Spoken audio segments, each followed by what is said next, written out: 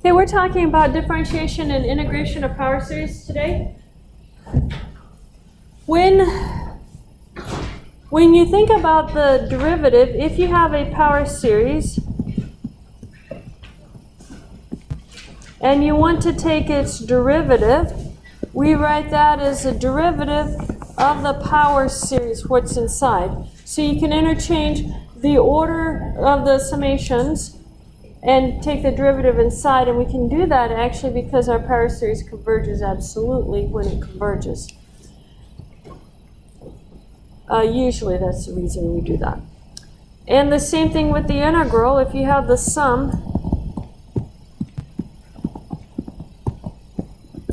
we're going to interchange that, and it becomes the integral of the an terms dx. And then notice these endpoints we have to fix.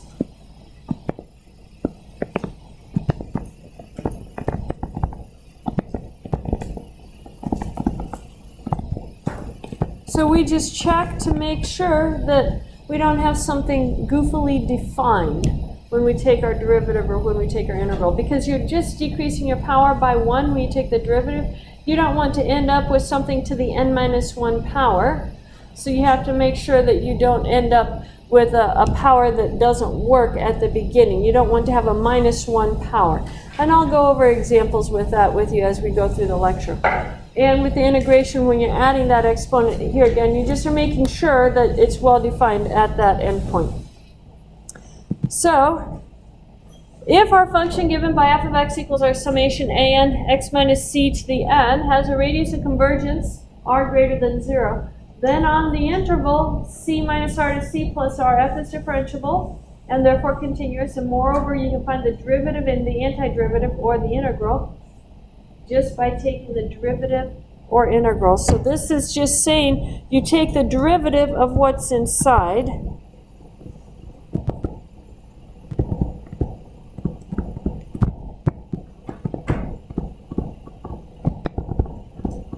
And then you take the integral of what's inside.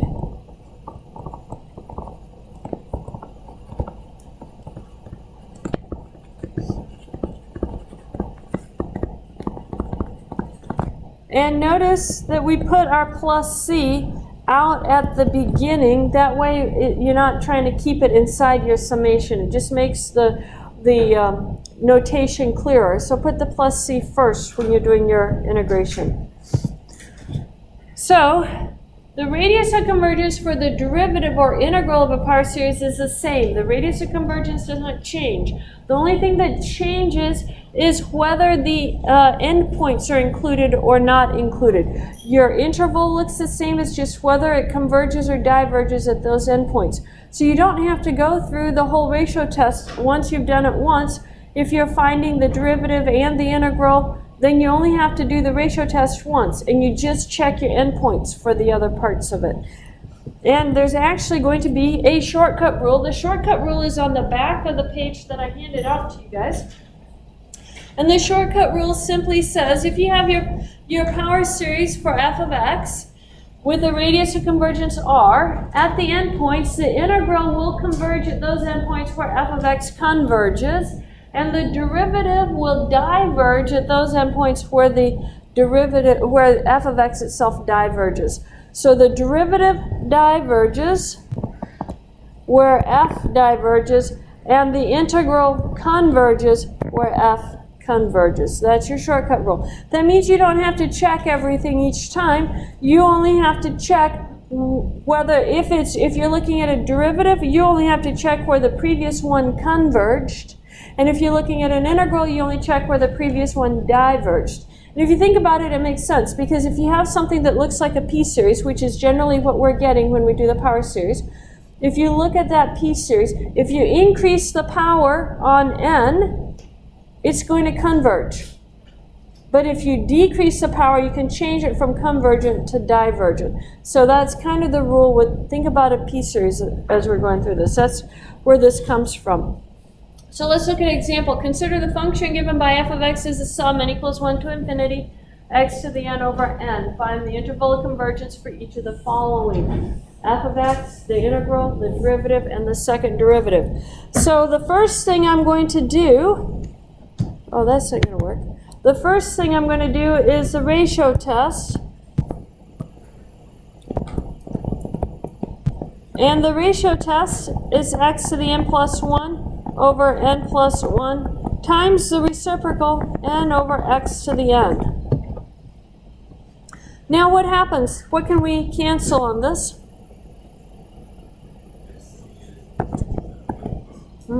Leaves you an x. And then what do we do with that n over n plus 1?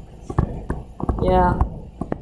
Right, an absolute value of x and then times n over n plus 1. What is that limit? Yeah, that limit goes to 1. So then this just is equal to the absolute value of x. Apply your ratio rule, ratio test. We want the absolute value of x less than 1. So that says minus 1 is less than x is less than 1. So my endpoints that I have to have are minus 1 and 1. For f of x, let's check x equal to minus 1. We have the series n equals 1 to infinity, minus 1 to the n over n. Converges or diverges? It's alternating. Limit as n goes to infinity of 1 over n equals 0. 1 over n plus 1 is less than 1 over n. So it converges by alternating. Now let's check when x equals to 1. 1 to the n is just 1, so I have 1 over n. P equals 1, diverges. So the interval for this one is going to be bracket minus 1, parentheses 1. Now let's look at the integral. We have to find the integral. I'm going to have to get some extra space here. Let me get some extra space. I'm going to do number 2 down here. The integral of f of x dx. This is going to be the integral of x to the n over n dx. That 1 over n is constant. I'm going to write it as 1 over n integral x to the n dx. What is the integral of x to the n dx?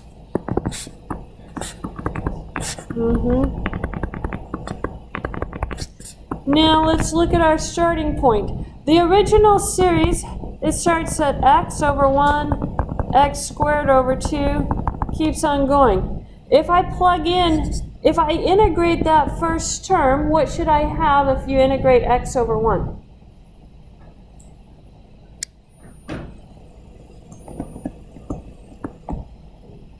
Yeah. 1 half x squared, right?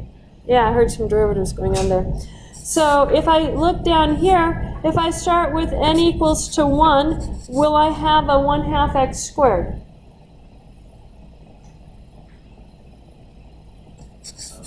Yeah, you can have a 1 over 1 times 2, x to the second. So n equals to 1 works on this one. And then we have to add our c.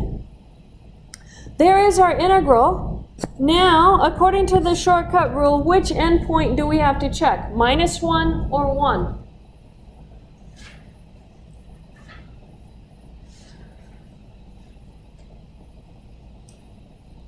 The shortcut rule says what about the integrals? Does it converge? Yeah, the integral will converge where f of x converged.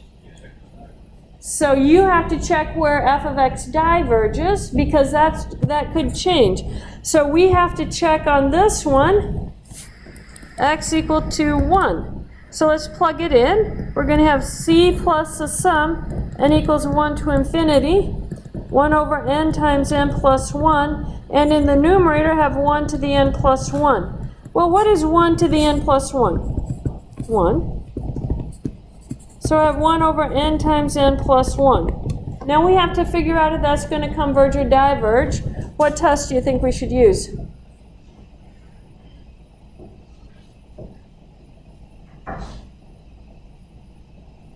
I just gave you guys a test over those tests. Do we need another one? You have your cheat sheets? You might want to get them out about now.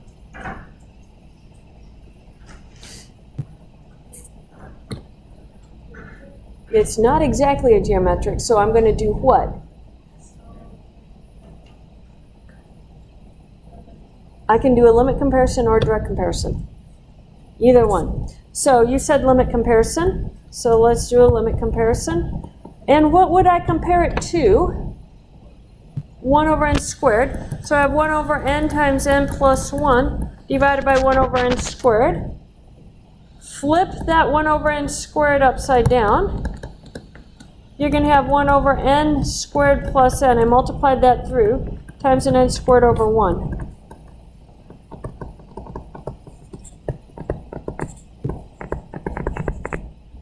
I can do L'Hopital's rule twice, or I can divide everything by n squared. Given the room on my screen, I'm going to divide everything by n squared.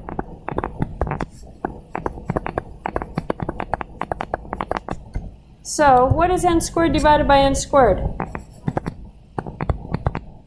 And n over n squared goes to 0. So this answer is 1. 1 is finite and positive. And what do I know about the series 1 over n squared?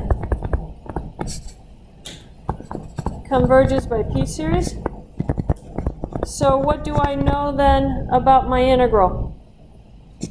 Yeah, the integral converges. Need more paper.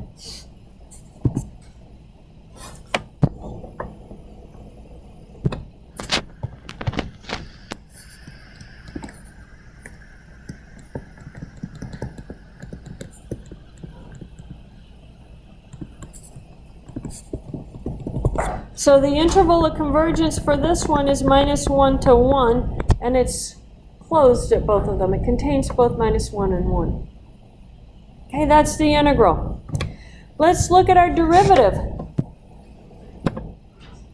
Yeah. I don't have to test x equals -1 because I already know it's going to converge there. Integrals converge where the original one converged. So you only have to test half of them with the shortcut rule. Maximum of half of them. Okay, so look at your shortcut rule. Where does it tell you the integral? What does the integral do? So if you already know it's converging, you don't know what's happening at the divergent endpoints. So you have to test the, yeah, the previous problem says it converges at x equal -1. That's exactly where I'm getting it from, yes. So let's look at our derivative then.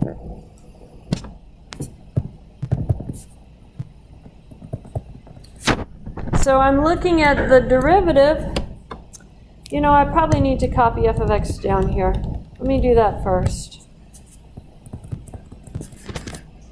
I don't remember it, so let's go back up. X to the n over n.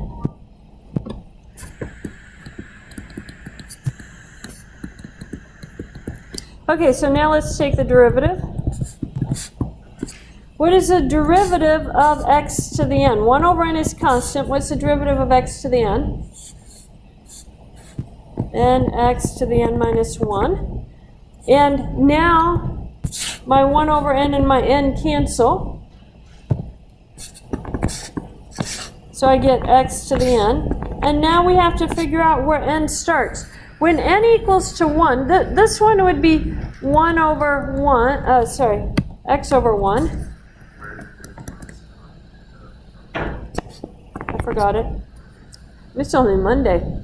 Wait till Thursday gets here and Friday. I'll be making all kinds of mistakes. X squared over 2, and so forth. So if you take this derivative, what do you expect for your first term? What's the derivative of x? 1. So that means I need to start where I'm going to have a 1 here. If n equals to 1, we have x to the 0. What is x to the 0? 1. So I'm going to start this at 1. If I had started it, if that had been a -2, which is going to be the next derivative, then we're going to start it at a different endpoint. Okay, so we took our derivative. We now know what our derivative is. We have to check our endpoints. According to the cheat sheet, which endpoints do we have to check? Wherever it converged. And where did the original series converge at? At -1. So that's the only one we have to check. So if I plug it in, I'm going to have -1 to the n minus 1. Converge or diverge?